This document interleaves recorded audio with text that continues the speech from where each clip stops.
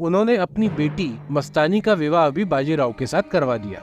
कहते हैं कि पेशवा बाजीराव का खौफ मुगलों में इतना ज्यादा था कि मुगल उनसे मिलने से भी डरते थे। दोस्तों, आज हम जिस परमवीर योद्धा की बात कर रहे हैं, उनके जैसा योद्धा भारत के इतिहास में कभी नहीं हुआ। एक ऐसा योद्धा जिसने सिर्फ 12 साल की उम्र में अपना पहला युद्ध लड़ा था। एक ऐसा योद्धा जिसने भारत से मुगल सल्तनत को उखाड़ फेंका। एक ऐसा योद्धा जिसने 35 से ज्यादा दुश्मनों का सामना किया और सभी को धूल चटा दी।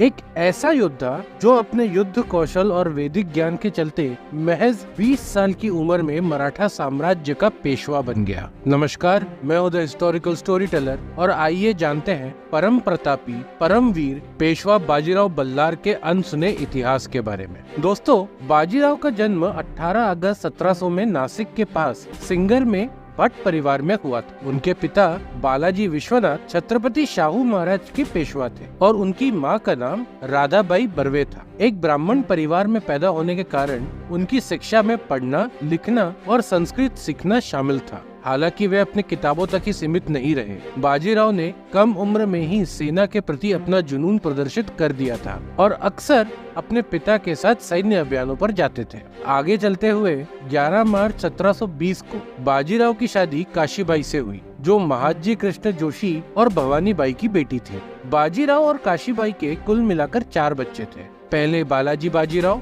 दूसरे रामचंद्र राव, तीसरे रघुनाथ राव और चौथे जनार्दन राव। सन 1720 में बाजीराव के पिता पेशवा बालाजी विश्वनाथ की मृत्यु के बाद छत्रपति शाहू महाराज ने 20 साल के बाजीराव को उनकी युद्ध नीति, रणनीति और वैदिक ज्ञान के चलते अपना दूसरा पेशवा नियुक्त किया। और यहाँ से शुरू होता है पेशवा बाजीराव का स्वर्णिम इतिहास, जहाँ उन्होंने मराठा साम्राज्य को पूरे देश में फैलाया और वे छत्रपति शिवाजी महाराज के हिंदवी स्वराज के सपने को पूरा करने के बेहद करीब पहुंच गए। पेशवा बाजीराव जानते थे कि अगर उनको पूरे भारत में हिंदवी स्वराज स्थापित करना है तो पहले उन्हें दक्कन जीतना पड़ेगा, ताकि दिल्ली पर आक्रमण से पहले वे अपना बेस मजबूत कर लें। इसके चलते 1728 में पालखेड़ के युद्ध में बाजीराव ने पहली बार एक पेशवा होने के नाते मराठा सेना का नेतृत्व किया। पालखेड़ का युद्ध मराठा फौज ने हैदराबाद के निजाम और मुगल सल्तनत की संयुक्त सेनाओं के खिलाफ लड़ा था। पालखेड़ के युद्ध ने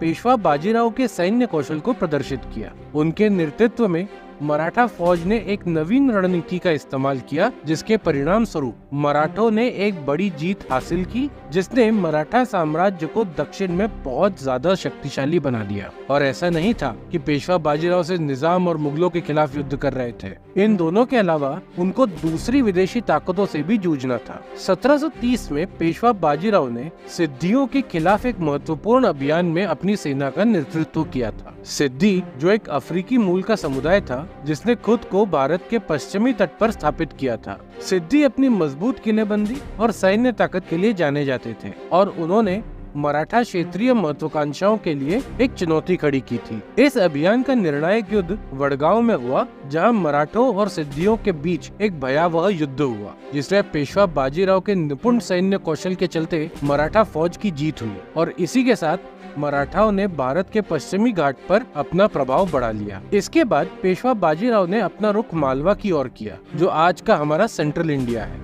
मालवा एक रणनीतिक क्षेत्र था जिसका आर्थिक और राजनीतिक महत्व बहुत ज्यादा था। मालवा क्षेत्र में स्थानीय शासकों और विरोधियों के खिलाफ पेशवा बाजीराव और उनकी मराठा सेना द्वारा संचालित सैन्य अभियानों की एक श्रृंखला शामिल थी। इसी दौरान नवाब मोहम्मद खान बंगश ने छत्रसाल के राज्य पर आक्रमण किया और उनकी राजधानी को घेर लिया। राजा छत्रसाल ने गुप्त रूप से पेशवा बाजीराव को पत्र लिखकर सहायता मांगी, जिसके जवाब में पेशवा बाजीराव ने अपने बुंदेलखंड अभियान के दौरान मोहम्मद खान को हरा दिया। राजा छत्रसाल ने अपनी कृतज्ञता व्यक्त करते हुए पेशवा बाजीराव को झांसी, सागर और कालपी पर प्रभुत्व दे दिया। साथ ही उन्होंने 33 लाख सोने के सिक्के और एक सोने की खदान भी पेशवा बाजीराव को उपहार स्वरूप दी। और इन सब के साथ ही उन्होंने अपनी बेटी मस्तानी का विवाह भी बाजीराव के साथ करवा दिया। इसके बाद 1737 में पेशवा बाजीराव और उनकी मराठा फौज दिल्ली के बेहद करीब मुगलों से टकराई, जहां पर फिर से पेशवा बाजीराव विजयी रहे। आगे बढ़ते हुए पेशवा बाजीराव ने फिर से दक्कन की ओर रुख किया, जिस दौरान उनका टकराव न सिर्फ निजाम की सेना से हुआ बल्कि पुर्तगालियों और फ्रांसीसियों के खिलाफ भी कई निर्णायक युद्ध हुए। इनमें से 1739 में एक निर्णायक युद्ध पुर्तगालियों के खिलाफ हुआ और हमेशा की तरह ही इसमें जीत पेशवा बाजीराव की ही हुई, जिसके परिणाम स्वरूप पुर्तगालियों को अपना कुछ क्षेत्र मराठाओं को सौंपने के लिए मजबूर होना पड़ा। इसके तुरंत बाद मराठाओं ने फ्रांसीसियों को भी अपने निशाने पे लिया और अभी के कर्नाटका में अपना प्रभुत्व स्थापित किया। जब पेशवा बाजीराव को यह पूरी तरीके से विश्वास हो गया कि अब दक्कन में उनका प्रभुत्व बहुत मजबूत है, तब वे मुगल सल्तनत को जड़ से उखाड़ फेंकने के लिए अपनी 1 लाख लोगों की मजबूत सेना लेकर दिल्ली की ओर चल दिए। लेकिन दुर्भाग्य से इस मुहिम के दौरान जब वे अभी के मध्य प्रदेश के खरगोन जिले के पास पहुँचे, तब वे बुरी तरीके से बीमार पड़ गए और अप्रैल 1740 में सिर्फ 40 साल की उम्र में उनका देहांत हो गया। मगर जाने से पहले इस परमवीर ने मराठा साम्राज्य को अपने चरम पर पहुंचा दिया था। पेशवा बाजीराव का जीवन सैन्य प्रतिभा, रणनीतिक विजय और हिंदवी स्वराज्य की कहानी है। मगर दुर्भाग्य से इतिहास ने अक्सर उनके व्यक्तिगत जीवन को सनसनीखेज बनाते हुए, खास तौर पर उनके और उनकी दूसरी पत्नी मस्तानी के साथ उनके व्यक्तिगत जीवन पर ध्यान केंद्रित करते हुए मराठा साम्राज्य के उनके महत्वपूर्ण योगदान को दबा दिया गया। यह निराशाजनक है कि कैसे हिंदवी स्वराज्य की स्थापना के प्रति समर्पित उनके जीवन पर अक्सर इन रोमांटिक कहानियों का ग्रहण लग जाता है। तो आइए कोशिश करते हैं कि हम पेशवा बाजीराव को उनके निजी जीवन के लिए नहीं बल्कि उनकी सैन्य प्रतिभा और हिंदवी स्वराज्य के प्रति उनके समर्पण के लिए याद रखें। यदि आपको ये वीडियो पसंद आया हो तो इसे लाइक और चैनल को सब्सक्राइब करें। धन्यवाद।